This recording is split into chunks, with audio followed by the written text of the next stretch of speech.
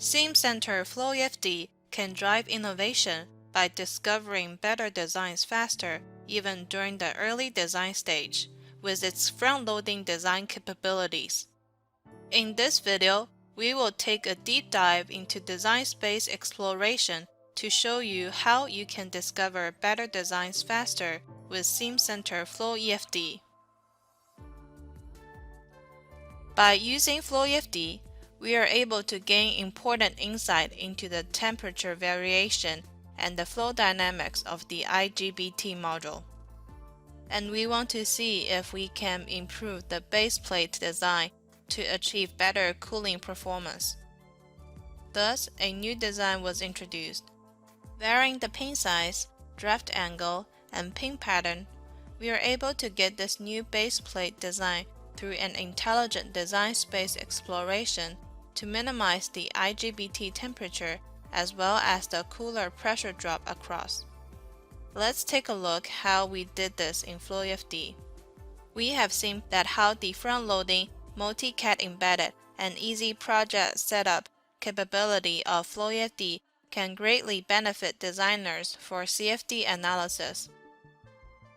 Directly in the baseline project, we can create a parametric study. As we can see, there are various options available depending on what needs to be achieved. We will choose the multi-parameter optimization, which uses an intelligent algorithm for design space exploration. Here, we can choose to vary the simulation inputs, annex expressions, assembly constraints, or part family parameters. Here's a parametric study that has been set up and solved. We saw right at the start how the base plate was designed with expressions controlling some of the features. In the input variable, we selected 4 parameters of interest: the diameter, draft angle, pitch of the heatsink pins, and the volume flow rate of the coolant. We then need to give a min and max range for each of these inputs. In the outputs variables, we can select the goals we'd like to optimize on.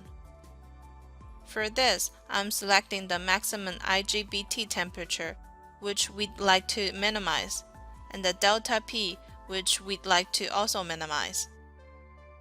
We can also define some constraints here if there are any engineering guidelines for operation. For example, the cooler cannot have more than a 0.17 psi pressure drop. I can also select other plot goals to compare the visual results. Finally, the scenario table allows us to select the optimization algorithm. As the delta P and maximum temperature are opposing goals requiring a compromise, we use the Pareto front to find an acceptable operating point. The software will then run 100 scenarios to calibrate the input variable sensitivity. Upon completion of the 100 runs, we can see the software has identified several optimum scenarios.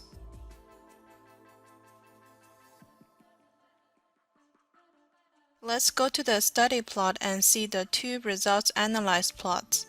We see in the dependency plot, the maximum temperature is plotted against the delta P. We see that the infeasible design showing red, feasible blue, and optimum green. Here, the infeasible design means, although the design can be physically achieved, it is out of the constraint ranges that we set on the maximum IGBT temperature or the pressure drop of the cooler. From this plot, we can see we have not only one, but several optimum designs that are within both temperature and pressure constraints. We then can pick and choose which is the most cost-efficient, and so that we have the best out of the best designs. On the right, we have the parallel data plot. It plots the 4 input variables as well as the outputs. This is useful to study the trend and see the correlation between variables. For example, we see that the optimum designs can be achieved at 4 mm pin diameter, which is the upper limit of these parameters. This means if we are allowed to set the pin diameter wider, we might be able to find some new feasible or even optimum designs. Back to the scenario table, we can select scenario 99, which is A optimum.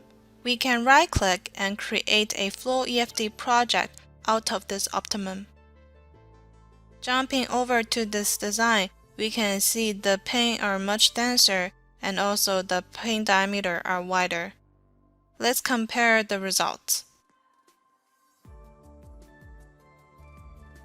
We can see there's less circulation in our new design, and also the temperature of the coolant at the outlet is higher than the original design, meaning the coolant is taking away more heat.